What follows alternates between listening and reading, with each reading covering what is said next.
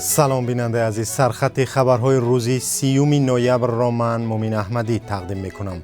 دو پسر یک فعال تاجیک مقیم اروپا را با اتهام افراطگرایی جستجو میکنند.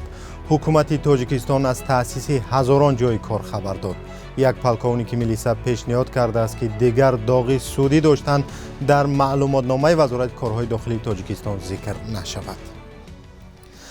مقامات انتظامی تاجیکستان دو پسر تحلیلگر و فعال شبکه‌های اجتماعی عبدالمنان شیرالیف را که در خارج است به جستجو دادند.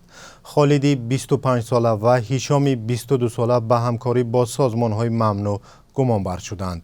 اعلان درباره جستجوی هر دو نفر در اداره امور داخلی ناحیه اشت زده شده است و هر دو با عضویت در سازمان افراطی ممنوع متهم می‌شوند. پدرشان عبدالمنان شیرالیف روزی 29 نوامبر بر رادیو آزادی گفت خوف این است که قرار جستجو در حرکت پسرانش بین کشورها مانع و خطر ایجاد میکند. بر ضد خود او سال 2020 با اتهام عضویت در سازمانهای ممنوع پرونده باز کردند. عبدالمنان شیرالیف در گذشته در شهر خوجند میزیست و تجارت داشت، ولی از سال 2015 باز در خارج به سر میبرد. حکومت تاجیکستان یک برنامه دولتی رشد صنعت سبک تا سال 2022 را جمع‌بست کرده و گفته است که بر اساس این برنامه 245 کارخانه و کارگاه ساخته و تقریباً 4000 نفر را با جای کار تامین کردند.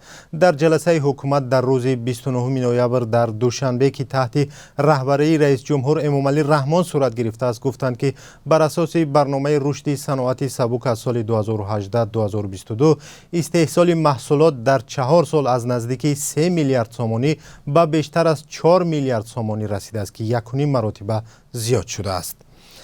در بیانیه دفتر مطبوعات پرزیدنت آمده است صحبت در جلسه بیشتر درباره استحصال محصولات دوزندگی بود. مقامات تاجیکستان را گاه‌ها به برزیاد نشان دادن آمار و ساختکاری در افتتاح کارخانه‌ها در حضور رئیس جمهور تنقید می‌کنند. کشورهای عضو پیمان سازمان ناتو وعده دادند که برای برقراری زیربنیادهای اوکراین که بر اثر ضربه‌های روسیه سخت ویران شدند کمک می‌کنند. پیشتر از این اوکراین از کشورهای غربی خواست با آن برای برقراری حلقه تقسیم نیروی برق با تجهیزات ضروری کمک کنند. وزیران امور خارجه ناتو در نشستی در شهر بوخارست در روز 29 نوامبر گفتند کمک ها به اوکراین را باز هم بیشتر می کنند، از جمله با تجهیزات برای برقراری زیربنیادهای انرژتیکی کشور. وزیران کشورهای عضو در یک بیانیه مشترک حمله های بی انصافانه و مداوم روسیه به اوکراین را محکوم کردند که به گفته آنها میلیون ها اوکراینی را از خدمات اساسی محروم می کند. روسیه از ماه اکتبر به شبکه‌های برقی و گرمدهی اوکراین ضربه میزند که به گفته کیف هدف آن آسیب رسانیدن به مردم عادی است.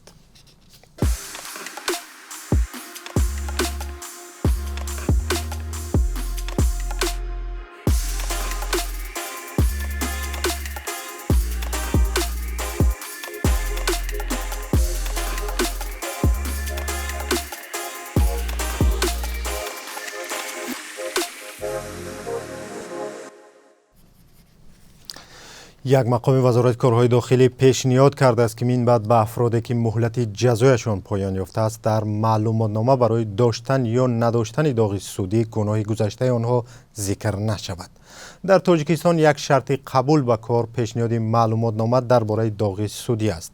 در این سند وزارت نشان داده می شود که آیا فرد در گذشته جنایت کرده است یا نه. علیشیر محمد علی زاده یک مسئول وزارت کارهای داخلی در نشریه این نهاد گفته است ذکر جنایت گذشته در معلوماتنامه آبروی فرد را پس کرده باعث به کار قبول نشدن و از جهت مادی تامین نگردیدن عائله‌اش می‌گردد. شهرت قدرت ادوکات شناخته تاجیک که در گذشته زندانی شده است گفت محض ذکر اتهام در معلوماتنامه اجازه نداد در تاجیکستان کار یابد و برای همین بر روسیه رفت. یک خانواده تاجیکی سالها پیش به قزاقستان مهاجر شده بودند در این کشور موفق شدند. این خانواده با شطرنج بازی در این کشور شهرت یافتند و در مسابقه ها پیروزی به دست می‌آورند و به مردم شهرشان شطرنج یاد می‌دهند. هر قدر که کودکان از خردسالی به این بازی مراغ ظاهر کنند همان اندازه خوب است، زیرا اونها به همین چیز بند میشوند. به شامات بند میشن، هم برای تحصیلشان یاری میرسند. همچنین چون به این کار، به این بازی که بند شدن مصروف شدن، دیگر از پی کارهای دیگر نمیشوند. همکاران ما به این کشور سفر کردند و در این باره گزارش تهیه نمودند که اون را 4 ساعت پس در برنامه اخبار همراه تماشا میکنیم. بانک ملی تاجیکستان برای روز 30 نوامبر قرب $1 امریکایی را 10 سامانی و 21 درم و 1000 روبل روسی را 163 سامانی مقرر کرده است. معمولا قرب اسعار در بانک های تجارتی نسبت به بانک ملی گاه پایان و گاهی اندکی بلندتر است. خبرهای از این بیشتر را شما در سامانه رادیو آزادی و صفحه های رادیو آزادی در فیسبوک، اینستاگرام، توییتر و تلگرام پیدا کنید. 4 ساعت پس ساعت 17 به وقت مسکو و ساعت 19 به وقت دوشنبه ما را در برنامه اخبار انتظار باشید. خدا نگهدار.